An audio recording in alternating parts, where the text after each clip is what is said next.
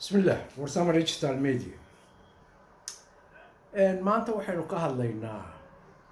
ama ka sii anbaqaadaynaa sheekadii Puntland iyo Djibouti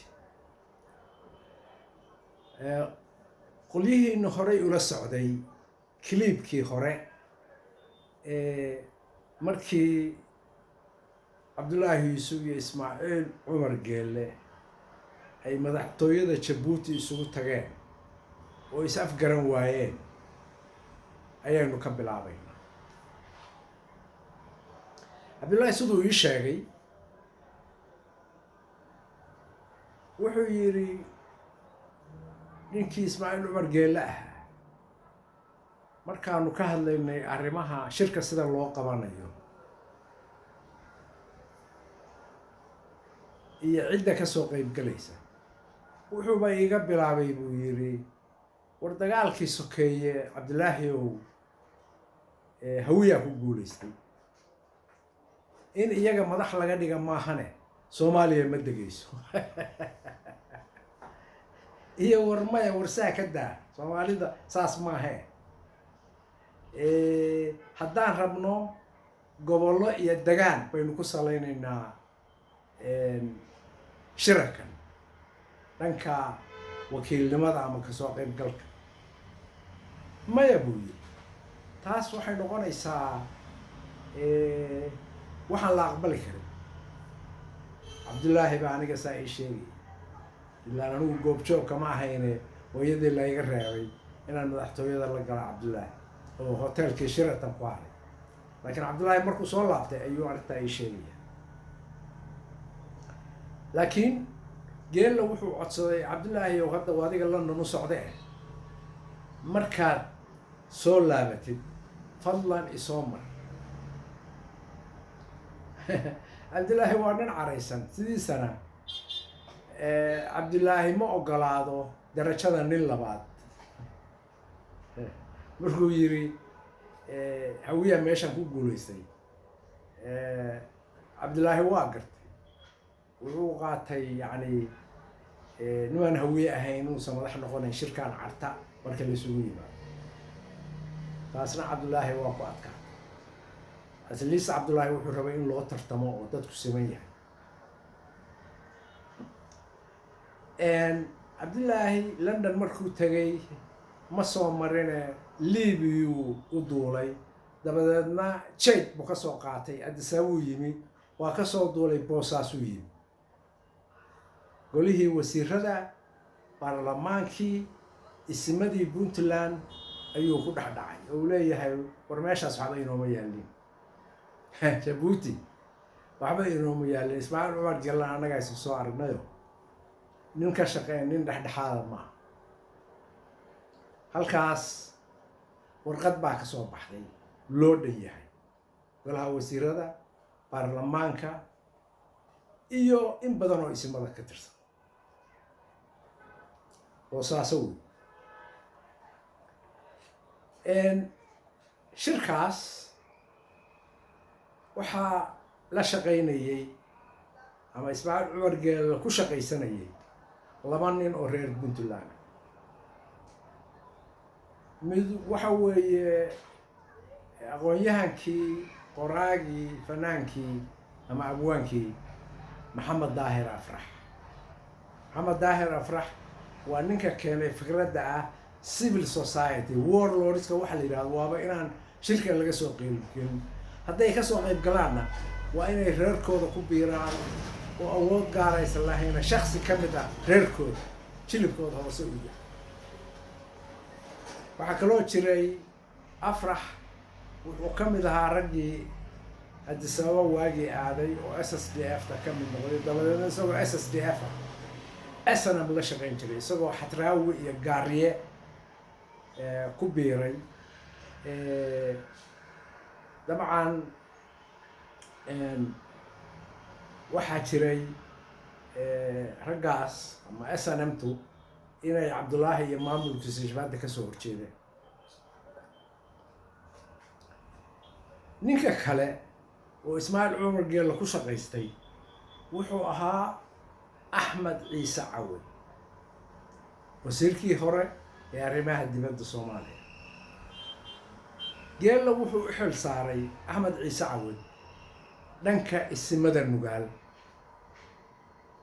dhowr goor ay yimaadeen labadaa nin oo isla socda iyagoo dhuudhuumanayo ka baqaya Cabdullaahi inuu xiro. muusan xirin. waxaa kaloo jiray dad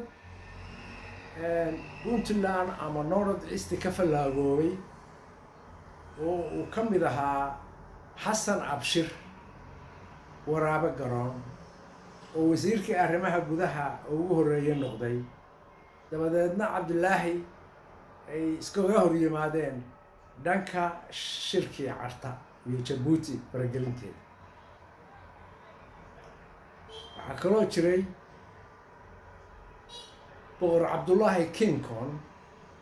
oo isagu weli ka dabaaqtamaya madaxnimadii Cabdullaahi ee Puntland. Faroole oo iyaga kuwaas dhex ordaya dhex cararaya. dabcan Cali Khaliifiyo haddii ilaahay ku yahay maxamed cabdi yuusuf iyo kuwaas dee awalba lama tirsanay.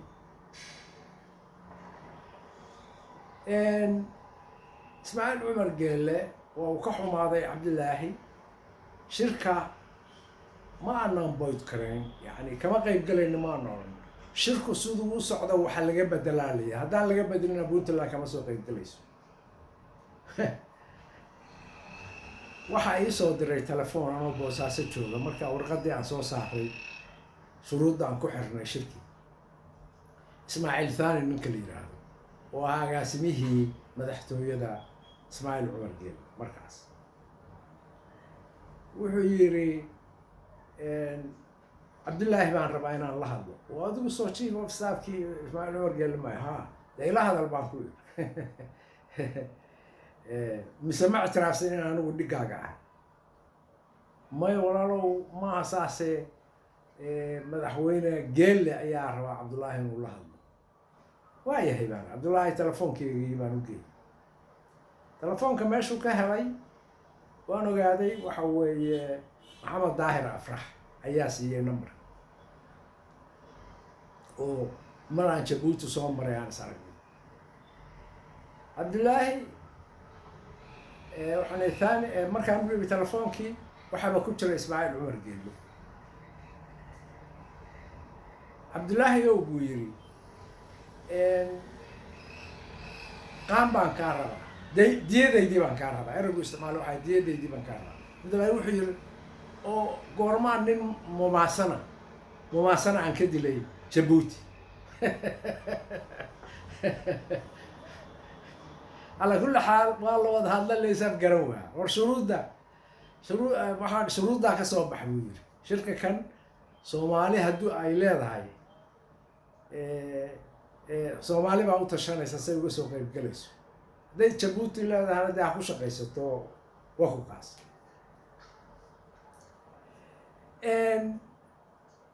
waxaa dhacday inaanu Boosaaso markaan go-aankaa gaaray Boosaaso haddaan nimi isimadii Puntland gaar ahaan kuwii Nugaaleed hashkadayn baa ku jirta. madaxtooyadii hore ninkii yaqaan baa yaqaana mudul bay lahayd lagu shiro. mudulkiibaa waxaa noo yimi wafdi ka socda Jabuuti ina xarbi hogaaminayo oo ah gudoomiye ku-xigeenka baarlamaanka. waxaa la socdaa wafdigaa ka mid ah nin la yidhaahdo Michel Antoine oo nin Naaleeye Axmed oo ninka keliya daaroodka oo ku jira baarlamaanka Jabuuti markaa ahaa. shirkii haddaan wada gallay isimadii baa nala fadhiya dhexda anagoo kaga jirna oo yacni gorgortan ku jirna ayaa Garaad Abshir nin reer buu hodlaa ayaa kacay oo wuxuu yidhi Cabdullaahi shirka waa inaynu ka qayb gallaa Carta. Cabdullaahi inta saa u fiiriyey wuu yidhi dee garaad adna garaad baa tahay malaha aabbahaana waxbuu ahaan jiray ee garaad maada noqoteen. marka nimanka wada hadal baa noo dhexeeye waana ishorfadhinaaye maxay tahay afluulatada tan garaadkii inta isku yaxyaxay ayuu fadhiistay waxaa damcay ina xarbi inuu hadlo markaa shuruud baanu ku xiray sidaanu shirka uga qaybgeli kara oo waxaanu goosanay wafdi hordhaca oo madaxweyne ku-xigeenka hogaaminaya ismana ku jiraan ismada waxaa ka mid ah islaan maxamed garaasaa ku jira kuwo kalaa ku jira in ay bal inta lasoo xaajaystaan asbuuc gudihiisa kusoo laabtaan ismadii ayaa soo laaban waayey oo muddo ay ku qaadatay meesha ilaa ninkii ismaaciil cumar geellaa ku dhegay wuxuu igu yidhi ninkii la oran jiray david stephen oo nin ingiriis ahaa oo joogay markaas meesha hadda james swan joogo maaragtay wakiilka xogayaha guud ee qaramada midoobey ee soomaaliya markaa ahaa nairobi maraan isugu tagnay shirkii oo socda wuxuu yidhi wallaahi haddii aan isimada puntland imaan lahayn shirka carta shirkaasu inuusan furmeen oo qabsoomeen isimadii puntland ee madaxweyne ku-xigeenkii markay jabuuti tageen airboortka jabuuti waa nimanka keliya oo helicopter looga qaaday oo carta la geeyey loogu qaaday saasay ay maaragtay ahmiyad ugu lahayd jabuuti iyo guusha ismaaciil cumar geelle shirkii marka mudulka waxa u holladay inuu hadlo ina xarbi waxaa soo dhex galay michel antoine ninkii dhaaleeyahay wuxuu yidhi aniga iidaa guddoomay ku xigeen anaa jawaab ka bixinaya shuruuda cabdilaahi lagu xiray oo jabuuti ku xiray markaasuu u daayay michel antoine wuxuu yidhi waagii midowga soviet dumay oo gorbajof uu madax ka ahaa waxay codsadeen ruushku wuxuu codsaday ama gorbajof codsaday in maraykanku uu caawiyo xagga dhaqaalaha iyo dhinac kasta maraykankii markaa shuruuday ku xireen ay ku caawin karayaan ruushka ama soviet union oo markaasii burburaysa wafdi baa loo soo diray kremlin baa la isugu yimi marka maraykanku waxay qabaaneen instructions ama talooyin ah shuruuddaa hadduu idinka diido gorbajof taa ku dayo oo taa ku dayo shuruuddii ugu horreysay markay sheegeen wuu gorbajof ma taas ahaa waa idinka aqbalay markaasaa maraykankii isfiiriyeen oo maxaa idinka khaldan wuxuu yidhi hadda marka michel wuxuu yidhi hadda shuruudaha cabdilaahi soo jeediyo aan puntland wadato oo dhan waa aqbalnay markaasaan annaga isfiirinayo maxaa puntland ka khaldan calaa kulli xaal waxaan isijidnaba shuruudihii baanu u dhiibnay waxaanu ogolaanay wafti hordhaca inuu tago oo madaxweyne ku-xigeenkii maxamed cabdixaashi uu hogaaminayo isimadii la socdaan markay isimadii imaan waayeen waa naga soo saaray ultimatum ama digniin jabuuti inay sii dayso waftiga puntland halkaas waxaa la ii sheegay baararka fadhi ku-dirirka ah dadka reer jabuuti waxay leehay cabdullaahi ma wuxuu kasoo duulayaa xagga badda calaa kulli xaal ismadii waa yimaadeen iyo madaxweyne ku-xigeenkii naqancin weyday waxay keeneen qaarkoodna run ahaantii waa noo digan waxay yidhahan meesha waxba inooma yaalin dabadeedna waxaa bilaabatay dacaayadii adkayd puntland iyo jabuuti in shirka dan looga leeyahay laga leeyahay dano dhaqaale oo iyadii jabuuti dhaqaaluhu ku xumaa waktiga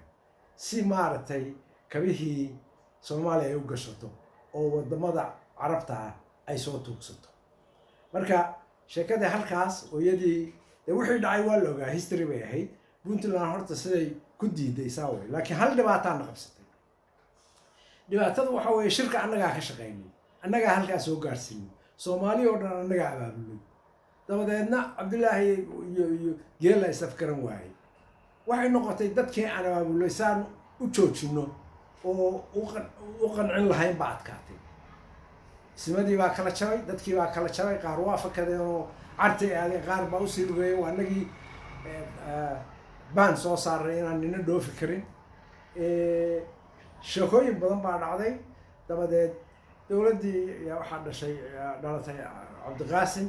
carta oo anti puntland ah dabadeed waa isku qaadnay dacaayado badan baana dhex maray waxaa aakhirtaha noo suurtooday inaanu beesha caalamka ka dhaadhicino inay ay xaaraan tahay waxa la yiraahdo cabdiqaasim kooxdiisa waxaan u bixinay carta faction group ma ahayn dowlad baanu dabadeedna waxaa soo baxday fikradayadii building blockska Soomaaliya in la dhiso oo dowlad goboleedyo loo dhiso oo markaa madaxdii lasoo doortay ay isu timaado ka shaqeyso qarankii Soomaaliyeed sidii loo soo celin lahaa fikraddaas oo awalan dunida ka iibinay haddana waa sii adkaynay hakad waxaa naga geliyay shirkii carta dabeedna dib bay u bilaabatay anu waxaan qabaa in aanu guul ka gaaray halkaas dowladda cabdiqaasimna ma ahayn wax maaragtay wakiil dadka Soomaaliyeed ka ah waayo xataa cayrkii haystay marka iyo haddii la kuuron yahay baraabe iyo beerihii ayay wax ka qaban kari weyday cabdiqaasim wuxuu ku dhici waayey inuu xataa villa Soomaaliya tago guri ijaar ku jiray maaragtay gurigii maxaa la yiri yaasiin nur xasan gurigiisii uu ku jiray maalin walba qof mayda albaabkiisa hortiisa la soo dhigaa